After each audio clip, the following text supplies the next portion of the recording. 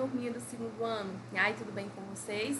Galerinha, hoje na nossa aula de matemática, nós vamos relembrar, né, a importância dos gráficos e das tabelas e como que a gente pode estar analisando, né, quando tem questões envolvendo aí gráficos e tabelas. Então, vamos relembrar, né, e identificar aí as informações contidas em gráficos e tabelas. Então, vamos lá com a professora Josilene para a nossa aula de hoje. Turminha, as tabelas elas são usadas para organizar algumas informações ou dados, da mesma forma que os gráficos, eles facilitam o entendimento, né? Por meio de linhas e colunas que separam aí os dados. Então, tanto os gráficos como as tabelas, elas são importantes para que você consiga compreender, né, uma informação trazida aí através de uma pesquisa, né? Então, ele vem resumidamente aí dentro do gráfico e da tabela para que você possa interpretar. E é uma forma bem interessante da gente estar analisando informações. Vamos analisar esse primeiro gráfico aí. Nós temos as brincadeiras favoritas do segundo ano, né? Foram entrevistados 40 alunos e aí eles tinham que determinar qual seria a sua brincadeira favorita. Se seria pega-pega, pular corda, jogar bola ou cobra cega. E aí a gente pode analisar que, em primeiro lugar, os alunos disseram que a brincadeira favorita seria jogar bola. Por que é em primeiro lugar? Porque observe que a barrinha azul é a maior, né? Ela atinge aí cerca de 30 alunos que responderam que a brincadeira favorita seria jogar bola. Enquanto que o segundo lugar ficou com pega-pega, né? Pouco mais de 20 alunos. Em terceiro lugar ficou pular corda, né? Cerca de 18 alunos, mais ou menos. E em quarto lugar, cobra cega, né?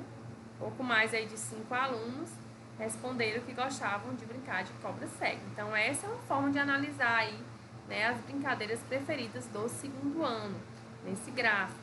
Nós temos aí um outro gráfico que traz um relatório sobre o nível de satisfação dos alunos de uma determinada escola a respeito dos Jogos Interclasse de 2017, né? Uma turma aí elaborou um questionário e realizou a pesquisa para levantar dados da escola e organizou um gráfico com estes dados. Observe o resultado da pesquisa feita pela turma de Carolina. Então, aí nós temos o nível de satisfação dos alunos dessa escola com relação aos jogos que eram oferecidos por ela, né? O resultado mostrou que de cada 150 alunos, né, que foram pesquisados, 143 estavam insatisfeitos com os jogos oferecidos pela escola, 105 estavam satisfeitos, enquanto que 52 não participaram aí desses jogos, né? Não quiseram participar. Então, nós temos aí esses dados. Como que eu encontrei esses dados? Também aqui no gráfico. Observe que eu tenho a barrinha azul e logo dentro da própria barrinha eu já tenho a quantidade de alunos que responderam a essa pesquisa, né? Com relação à satisfação, insatisfação e a não participação, tá? Observe esse gráfico aí, né, que é um gráfico onde os alunos sugeriram alguns jogos para estarem colocando nesses jogos interclasse, né? Então, eles sugeriram algumas sugestões aí: basquete, voleibol, queimada, futsal, corrida, xadrez ou dama. E aí, analisando, né, 80 alunos deram a sugestão do jogo de queimada. Eu posso analisar pela barrinha, eu vou sempre analisando a barrinha aqui, verificando os dados aqui ao lado, né? Então, 80 disseram que, né, poderia ser inserida a queimada nesses jogos interclasse. Em média, 65 sugeriu o futsal, olha só, basta você olhar também na barrinha, né? Então, a gente fez uma média de 65, porque ficou aqui no meio termo, né, entre 60 e 80. Em média, 62 sugeriram a corrida, né? A corrida também foi sugerida. 40 alunos deram a sugestão de voleibol. Tá bem definido aqui, ó, a marquinha. E, em média, 22 sugeriram xadrez ou dama, né? Tem aqui também, ó. E por último, né, 20 alunos deram a sugestão do basquete, tá? Aqui também tá analisando. E aí a gente tem um outro gráfico aqui para mostrar para vocês como é que a gente pode também estar analisando. Esse gráfico, galerinha, ele fala a respeito das doenças que mais atingem os idosos. Aí ele diz, doenças que mais atingem os idosos. Mais da metade das pessoas com mais de 60 anos tem pressão alta. Ele trouxe aí, ó, algumas doenças que as pessoas de mais de 60 anos, né, geralmente costumam ter, que é a hipertensão, né, que é relacionada à pressão alta. Por que ele diz que é mais da metade da população? Porque, ó, a barrinha, ela ultrapassa esses 50%. 50% equivale à metade da população que foi pesquisada aí, tá bom? Então, por isso que ele traz já essa informação.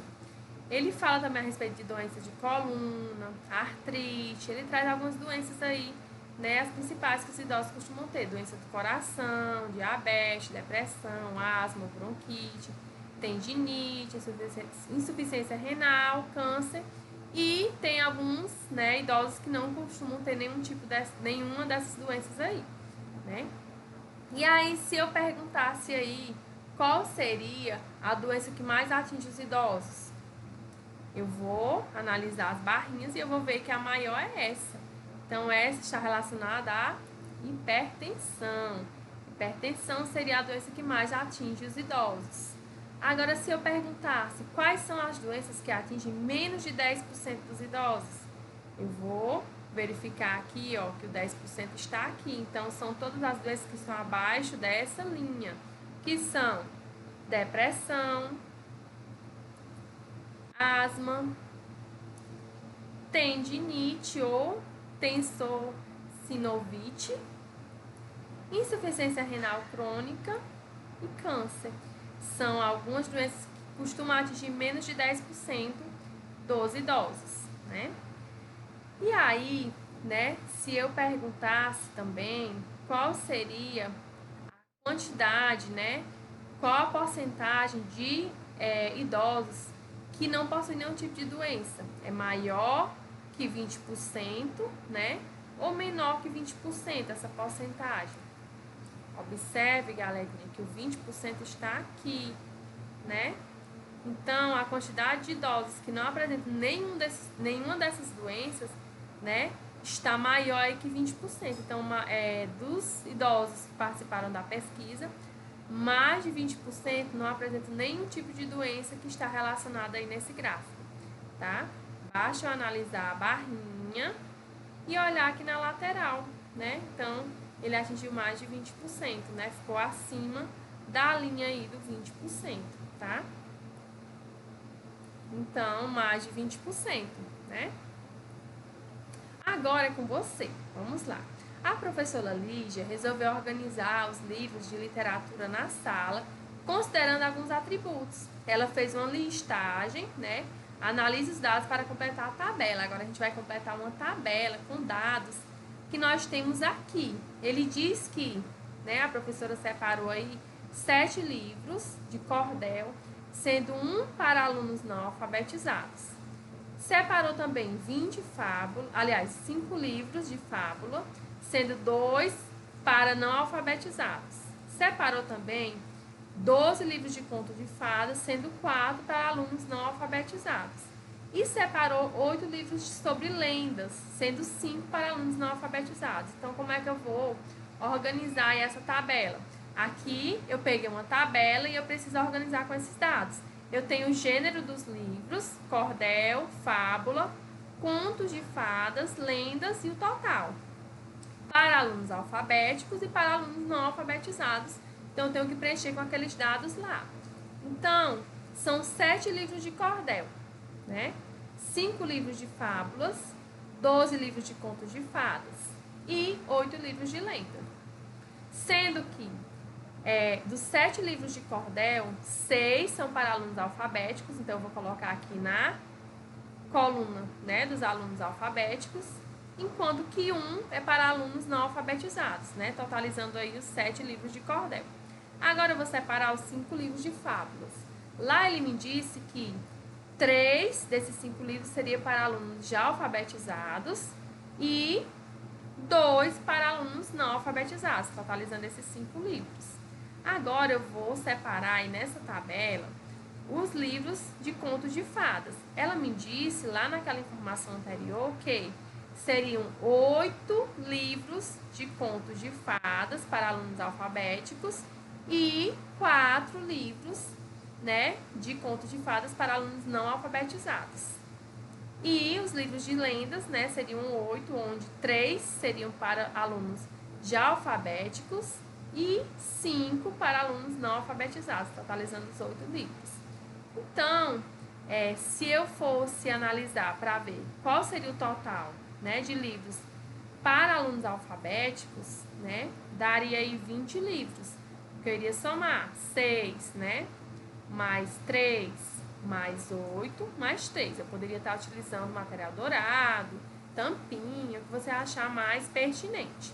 Já a quantidade de livros para alunos não alfabetizados totalizaria aí 12 livros, né? Somaria aí 1, mais 2, 3, mais 4, 7, mais 5, 12, né?